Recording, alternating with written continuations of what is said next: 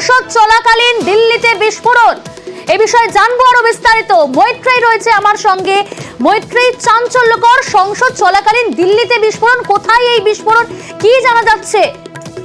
দেখো, এখনো পর্যন্ত যে খবর আমরা পেয়েছি সেটা হচ্ছে দিল্লির উত্তর দিল্লির প্রশান্ত বিহার এলাকায় একটি মাল্টিপ্লেক্সের বাইরে এই বিস্ফোরণের খবর পুলিশের পিসিআর ভ্যানে এসেছে। এই মুহূর্তে ঘটনাস্থলে বিশাল পুলিশ বাহিনী এবং দমকল বাহিনী গিয়ে উপস্থিত হয়েছে।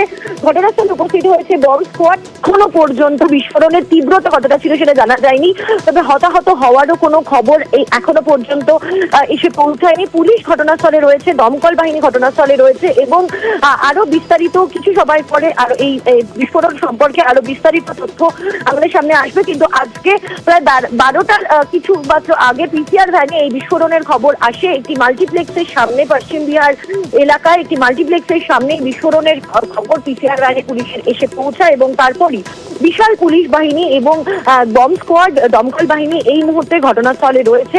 যদিও এখনো পর্যন্ত পুলিশের তরফ থেকে হতাহতের কোনো খবর পাওয়া যায়নি, তবে বিস্ফোরণের তীব্রতা কতটা ছিল, কি থেকে বিস্ফোরণ, এই এখনো পর্যন্ত স্পষ্ট না হলেও প্রশ্ন কিন্তু মৈত্রেয়ী উঠছে, সংসদ চলাকালীন দিল্লিতে এইভাবে বিস্ফোরণ। উত্তর আমরা দেখেছি অক্টোবরে দিল্লির রোহিণীতে বিস্ফোরণ হয়েছে। বারবার এই বিস্ফোরণ এবং সংসদ চলাকালীন এই বিস্ফোরণের ঘটনায় রাজধানীর নিরাপত্তা নিয়ে তো প্রশ্ন উঠে যাচ্ছে।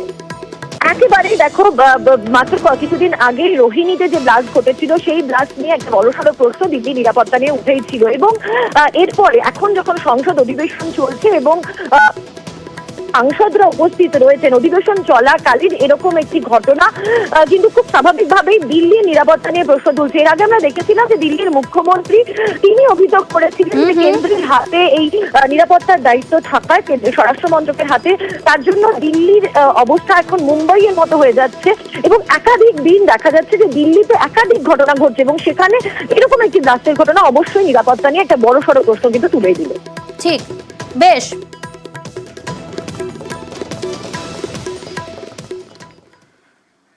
চিরকুটের মধ্যে দিয়ে সারের কালোবাজারি, হ্যাঁ, মুনাফা লুটতে সারের মজুতদারি ঘাটালে নিউজ 18 বাংলার অন্তর তদন্তে পর্দাফাঁস।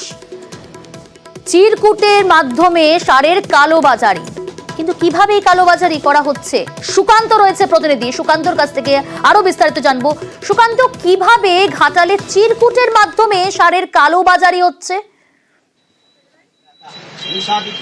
একদমই দেখো প্রিয়াঙ্কা, 1470 টাকা যে দাম, অর্থাৎ 10-26-26 সেই সার কিন্তু বিক্রি হচ্ছে 1950 থেকে 2000 টাকা পর্যন্ত। এই খবর কিন্তু আমরা তুলে ধরেছিলাম এবং গতকাল থেকে সেই খবর সম্প্রচার চলছে নিউজ 18 বাংলার পর্দায়।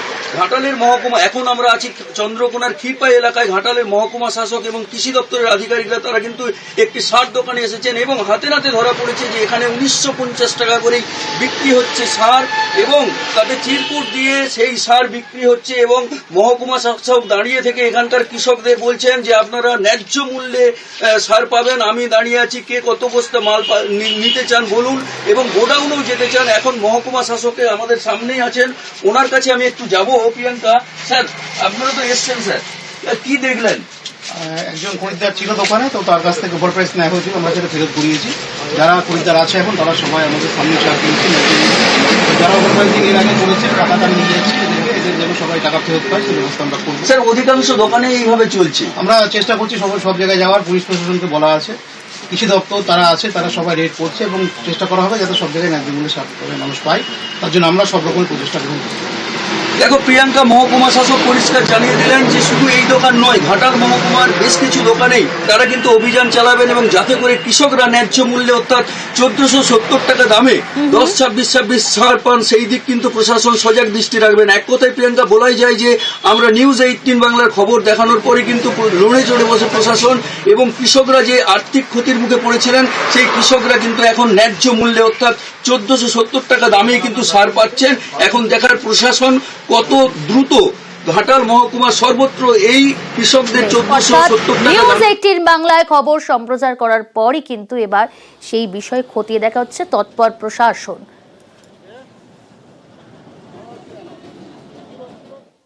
কত করে নিচ্ছে? 1900। হ্যাঁ, 1950। 1950। হ্যাঁ, 1470 প্রিন্ট আছে, দেখেছেন? কিন দেখে কিছু লাভ নেই এখন, সার পাওয়া যাচ্ছে না এমনিতে বলছে। পাওয়া যাচ্ছে নি, না মানে ওই দামে নিতেই হবে। নিতে হচ্ছে, তেমন চাষ করতে কিছু করার নেই, ওই তো স্লিপ দিয়েছে ওই ওরকম 1850 বস্তা। 1850? হ্যাঁ। এর সাথে কি আর কিছু দিচ্ছে? না হ্যাঁ, ন্যানো ইউরিয়া? না, ন্যানো ইউরিয়া দেয়নি, পাকা বিল দিচ্ছে। পাকা বিলটা দেয়নি, আমার ওই আধার কার্ড আনা হয়নি বলে আমার পাকা বিলটা দেয়নি। হ্যাঁ, বইকালা এসে বলেছে পাকা বিল কি 850 টাকা দিবে বলছে? বলছে তো। মাল কি পাওয়া যাচ্ছিল না? না, মাল কম বলছে। মাল কম বলছে? কোথা থেকে কিনলেন? এই বাবলু মিদ্যার দোকান থেকে। প্রথমে দুটো দোকান খুঁজেছিলাম, সেখানে বলছে নেই। হ্যাঁ। ওখানে পেয়েছি, একটা টাকা নিতে গেছিল, হ্যাঁ। বলছে এখানে আছে, তাহলে চলে এসো। হ্যাঁ। হ্যাঁ, ওখান থেকে যা দাম বলছে, দাও 1950 টাকা বলছে, তাই নিতে হয়েছে। 1950 বলছে, তাই নিতে হচ্ছে। পাকা রসিদও দিচ্ছে না। টাকার রসিদ হয়তো রসিদ কেটে গেল, এই নিয়ে গেল আপনাদের কাছ থেকে। কত টাকা বেশি যাচ্ছে বুঝতে পারছেন? সেটা কি করবো, চাষের সময়। এখান থেকে মালগুলো যাচ্ছে গোডাউনটা এটা। ধরুন আমি মালটা দিয়ে এসেছি, আমি কর্মচারী মানুষ, হ্যাঁ। আমি মালটা দিয়ে এসেছি, এরা কাস্টমার মাল স্লিপ দিয়ে এসছে, আমাকে এটি দেখিয়ে আমার কাছ থেকে মালটা নিয়ে। গতকালই আমরা দেখিয়েছিলাম ঘাটালে রাসায়নিক সারে কালো বাজারে কিভাবে দাম বৃদ্ধি করে বিক্রি, শুধু তাই নয়, নজর এড়াতে চিরকুট ব্যবহার করা হয়েছে।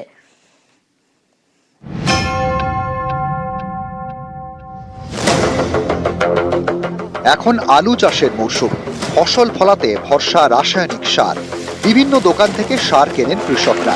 কৃষকদের জন্য সারে ভর্তুকি দেয় সরকার। সেই সারেই কালোবাজারের অভিযোগ। কাঠগড়ায় পশ্চিম মেদিনীপুরের ঘাটাল মহকুমার একাধিক দোকান। অভিযোগ, সারের প্যাকেটে লেখা দামের থেকে অনেকটাই বেশি দাম নেওয়া হচ্ছে কৃষকদের থেকে। বস্তা পিছু অন্তত 400 থেকে 450 টাকা বেশি দামে তাদের কিনতে হচ্ছে বলে অভিযোগ। কত করে নিচ্ছে ইফকো 10-26-26? 1950। 1950। প্রিন্ট কত আছে? প্রিন্টটা মানে 1470 না কত আছে। 1470? আমরা আর কি বলবো, যা বলছে তাই নিতে হচ্ছে। আমরা বললে কি আর আমাদের কমাবে? পাকা রসিদ দিচ্ছে? পাকা রসিদ টসিদ দেন, ফদ্দ করে দেয়, পাকা রসিদ দেয়। ঘাটালে এও অভিযোগ, বেশি দামে সার কিনলেও পাকা বিল দিচ্ছেন না দোকানদাররা। কত করে নিচ্ছে এখন? 1950। বিল দিচ্ছে কোনো? না না না, হ্যাঁ, বিল দেয়নি। কেন বিল নিচ্ছেন না কেন? বিল তো দেয়নি, ওই আমুলের সে আধার কার্ড ইয়েটা দিয়েছি, নাম্বারটা, সেই টিপ নিচ্ছে আর কি। প্রতিনিয়ত ভিজিট করছি দোকানগুলিতে। আমি সারের দোকানদের সঙ্গে মিটিং করেছি এসডি অফিসে, চন্দ্রকোনা ব্লকে। সবাইকে করার নির্দেশ দেওয়া আছে যেন কোনো জায়গাতে সারের মূল্য বেশি না নেওয়া হয়। যদি আপনাদের কোনো অভিযোগ থাকে 8348691724 এই নম্বরে ফোন করে বলুন, হোয়াটসঅ্যাপ করুন, আমরা যথাযথ ব্যবস্থা গ্রহণ করব। এর আগেও রাসায়নিক সারে কালোবাজারের অভিযোগ উঠেছে। প্রতিবারই খবর হওয়ার পরে আসরে নামে প্রশাসন। একটি নির্দিষ্ট দোকান বন্ধ করে দেওয়া হয়, কয়েকদিন চলে নজরদারি, তারপর আর কোনো পদক্ষেপ করা হয় না বলে অভিযোগ। এবার কি এই ছবিটা বদলাবে, এ প্রশ্ন অনেকেরই। ঘাটাল থেকে সুকান্ত চক্রবর্তী, নিউজ 18 বাংলা। রাস্তার একাংশ দখল করে পেট্রোল পাম্প। বাঁকুড়ায় রানীবাঁধে রাস্তা দখলের এমনটাই অভিযোগ সামনে আসছে। পাম্পের সামনে খুঁটি পুঁতে প্রতিবাদ জানাচ্ছেন স্থানীয় বাসিন্দারা। গাড়ি ঢোকা বেরোনো আটকাতেই এই খুঁটি। পঞ্চায়েতের বিরুদ্ধেও গড়িমসির অভিযোগ। আমাদের এখানে পঞ্চায়েত রাস্তা আছে বলে আমরা বারবার এই যিনি পেট্রোল পাম্পটা করছেন ওনাকেও আমরা কিন্তু বলেছিলাম, দেখুন এখানে আমাদের এটা পঞ্চায়েত রাস্তা, আপনি কোনো কিছু করবেন এই রাস্তাটা ছেড়ে করবেন, আমাদের বলার কিছু থাকবে না। যেহেতু এটা আমাদের সম্পদ, সরকারি সম্পদ, কোনো সিস্টেম আমাদের কথা কিন্তু রাখছে না, কোনো সিস্টেম আমাদের সাপোর্ট করছে না। তাহলে যেহেতু সরকারি প্রপার্টি, সেই অনুপাতে আমরা যাতে এটা দখল কেউ না করতে পারে, আমরা যদি খুঁটা গেড়েছি বা খুঁটা গাড়ছি, এটা কিন্তু দখল মুক্ত করার জন্য, কোনো দখল করার জন্য না। আর আরআই সাহেব এসে একবার মেপে গেলেন এবং রাস্তাটাও দেখিয়ে দিয়ে গেলেন। তিনি খুঁটি পর্যন্ত গেড়ে দিয়ে চলে গেলেন, কিন্তু দেখা যাচ্ছে সেই খুঁটিগুলো এখন নেই। প্রতিনিধি প্রিয়ব্রত রয়েছে সরাসরি। প্রিয়ব্রত, এইভাবে পঞ্চায়েতের রাস্তা ছিল, সেটা দখল করে পেট্রোল পাম্প করা যায়? আর দুই, পাম্প কর্তৃপক্ষ যাদের বিরুদ্ধে অভিযোগ, কি বক্তব্য তাদের, আর প্রশাসনই বা কি ব্যবস্থা নিচ্ছে? দেখো প্রিয়াঙ্কা, যে অভিযোগ উঠে আসছে পাম কর্তৃপক্ষের বিরুদ্ধে, সেই রাস্তা কোনোভাবেই দখল করে জনসাধারণের যে যাতায়াতের রাস্তা সেটা দখল করে কোনোভাবেই কোনো নির্মাণ করা যায় না। সেক্ষেত্রে এই পেট্রোল পাম্প বেআইনি, এটা কিন্তু পরিষ্কার সাধারণ মানুষের কথা। তারাই দাবি করছেন যে বারে বারে পঞ্চায়েত থেকে ব্লক অফিস সকল জায়গায় জানানোর পরও কোনো সাড়া না পাওয়াতে তাদের এমন একটা পদক্ষেপ নিতে হয়েছে যেখানে পেট্রোল পাম্পের রাস্তা খুঁটি পুঁতে দিয়ে বিক্ষোভ দেখানোচ্ছেন।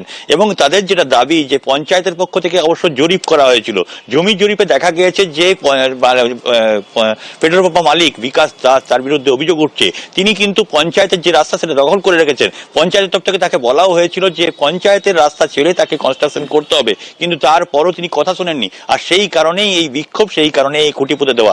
পঞ্চায়েতের যে সদস্য সেই কুশাতলা গ্রামের তারা দাবি করেছেন যে এই অভিযোগ কিন্তু সত্যতা রয়েছে এবং তাদের পক্ষ থেকে পদক্ষেপ করা হয়েছে। কিন্তু যে ব্যবসায়ীর বিরুদ্ধে অভিযোগ, তিনি কিন্তু কোনো অভিযোগই মানতে রাজি নন। তার দাবি মূলত যে কোনো রকম একটা প্রতিহিংসা রয়েছে, সেই কারণেই গ্রামবাসীরা এই ধরনের পদক্ষেপ নিয়েছেন। কিন্তু প্রশাসনের তরফ থেকে কি স্টেপ নেয় এর পরবর্তীকালে, সেটা এখন দেখার। প্রিয়াঙ্কা, বেশ।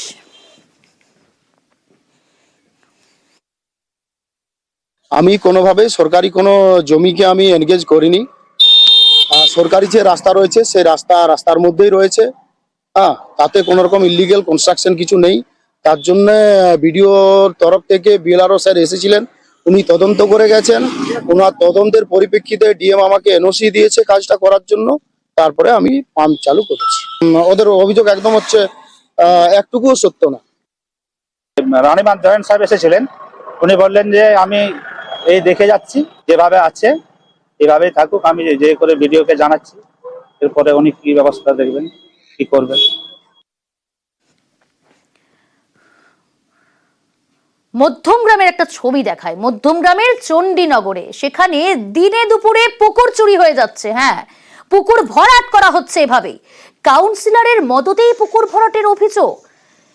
মধ্যমগ্রামের 13 নম্বর ওয়ার্ড, সেই ওয়ার্ডের পুকুর ভরাটের অভিযোগ সামনে আসছে। 21 শতক জমির উপর পুকুর ভরাট করা হচ্ছে। জানবো আরো বিস্তারিত। জিয়াউল রয়েছে প্রতিনিধি। জিয়াউল, সব থেকে বড় প্রশ্ন যে জনপ্রতিনিধি, স্থানীয় কাউন্সিলর, তার মদতে পুকুর ভরাট করা হচ্ছে। কারা করছে পুকুর ভরাট এবং প্রশাসনের তরফ থেকে তাদের বিরুদ্ধে কি ব্যবস্থা নিয়েছে এখনো পর্যন্ত?